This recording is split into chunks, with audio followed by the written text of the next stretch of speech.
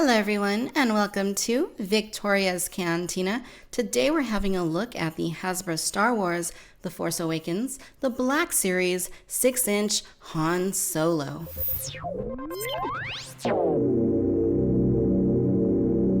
Alright you guys, so looking here at the packaging, you can see that we have more of the same 6-inch Black Series style packaging for The Force Awakens. You have an image there of Han Solo at the bottom, and the figure is nicely showcased within the packaging. The side of the box simply says Han Solo, has a little bit of a window there so you can see inside. Opposite side of the box indicates that this is number 18 in the 6-inch Black Series lineup. And at the back, there's a picture there of Han and then some information about him. The exploits of Han Solo are legendary. He's been a famed smuggler, captain of the Millennium Falcon, and a hero of the Rebel Alliance. As the galaxy teeters towards war, Solo once again finds himself in the center of the action. And I think this is the same description that was on the 3 3/4 inch figure. So I'm going to go ahead and get Han out of the packaging, and then we'll take a closer look and see what he's like. Okay, you guys, and here we have Han Solo out of the packaging, and you can see that's a very nice looking figure. In The Force Awakens, like in the rest of the original trilogy, with maybe the exception of Return of the Jedi, Han was an absolute badass and absolutely love his characterization in the film. The silhouette of the figure, as you would expect, is very nicely done and just as good as anything Hasbro has done for the 6-inch Black Series line. Coloration on his outfit is very, very good. Very nice leather jacket that Han is wearing. He's loaded with articulation and comes with one accessory. Give you a close-up look here at Grandpa Solo, and I kid, he's still so badass. It's actually a remarkable likeness to Harrison Ford in my opinion. There's always a lot riding on Hasbro when they do a Han Solo figure because the expectations are high, and I think they really nailed it in this case. It just looks really, really nice. Now unfortunately with my particular sample, you can see that the hairline is a little bit off, like right here in the side of the hairline. It's just, they didn't get the paint down all the way. And I've ordered 2 6-inch Han Solos from Amazon, and the other one was actually a little bit worse. The hairline might have been better, but the paint was just really sloppy on it. I mean, this isn't terrible. It's just that the hairline could have been and should have been so much better. I mean, that's been a huge issue with Hasbro 6-inch figures and all of their figures, really, in every toy line, basically. There have been a lot of paint mishaps, so, you know, hopefully going forward, that's something that they do improve upon. You can see behind the ear, there's some paint missing there, too.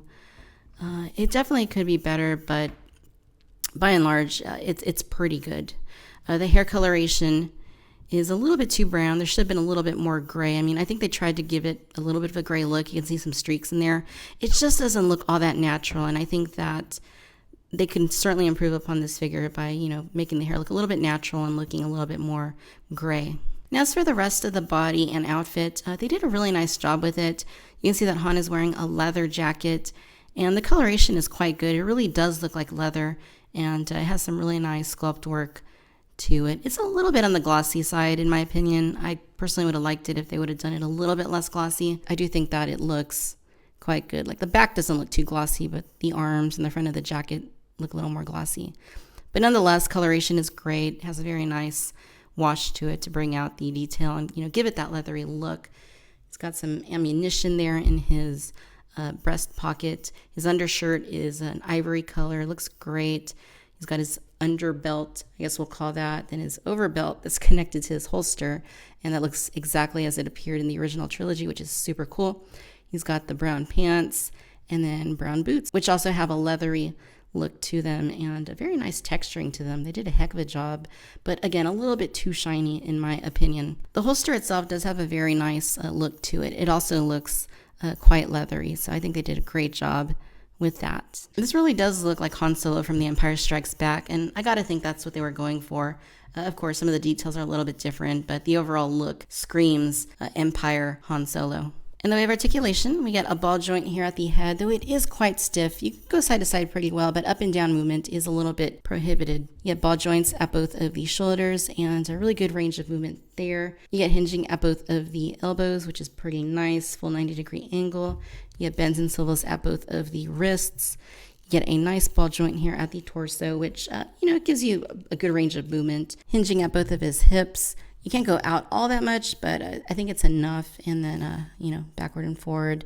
He's got cuts at his thighs, double bends at both of the knees, And then hinges here at both of the ankles along with rockers. So he is very nicely articulated. In the way of accessories, you get a very bent Blast Tech DL-44 blaster pistol, which is Han Solo's signature weapon. And oh my gosh, Hasbro, it just kills me the way that they place these in the packaging. They have him holding it in the packaging with the tip of it kind of like inside a little hole in the plastic tray. And it just really leads to warping. I hate this. If only Hasbro would package, the blaster kind of just off to the side in its own little pocket, you wouldn't have issues like this. But the way that they're packaging them, it's just terrible. The blaster itself, though, it looks good. It's nicely painted. You get some brown there on the grip and even some little gold details on either side of the grip. So, it looks great. It's just a shame that it's bent like this. And you can get the blaster inside the holster just like that, and it fits in there very well.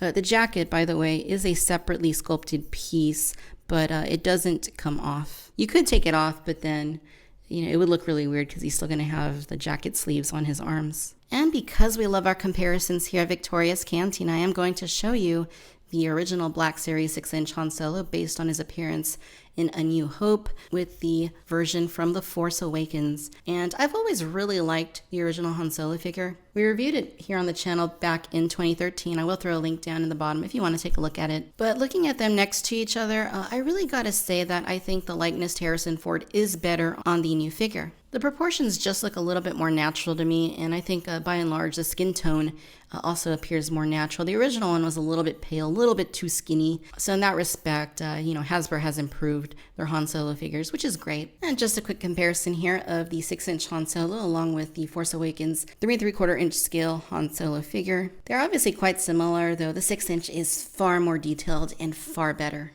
Alright, ladies and gentlemen, so there you have it. This is the Hasbro Star Wars The Force Awakens, the Black Series 6-inch Han Solo. By and large, you guys, this is a super nice figure. Hasbro did a really good job with the sculpting on the figure. The outfit just looks phenomenal. The likeness to Harrison Ford is excellent. And for the most part, the paint is very, very nice. Like I said, there are some serious issues with the head paint, and they really could have done better on making sure that that came out clean because, I don't mind a few flaws here and there, especially on other parts of the body, but the head is really something that I take notice of and I'm very picky about. Other bits of the costume, like his sleeves and his boots, are also a little bit too glossy in my view. The articulation is very nice, very smooth, though I do wish he had a little bit better of a ball joint on his head. The blaster's great. It is a bummer that it's distorted the way that it is. I'll have to see if I can fix that with some boiling water. The biggest problem I have with it, of course, is the sloppy paint on the hairline, so hopefully I can find a better sample in due time, and if I do, I'll just exchange it. On a scale between 1 and 10, I think I'm going to give Han Solo an 8. He's a solid figure. In fact, I would go as far as to say that this is one of Hasbro's best as far as human figures go and likenesses to the actual actor. But it's not a perfect figure, and if Hasbro just did a little bit better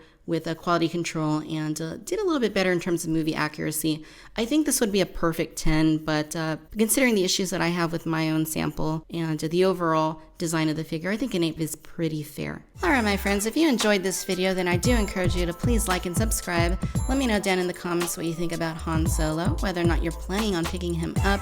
Be sure and follow me on Facebook and Twitter, and as always, I want to thank you for watching Victoria's Cantina. Until next time my friends, bye bye.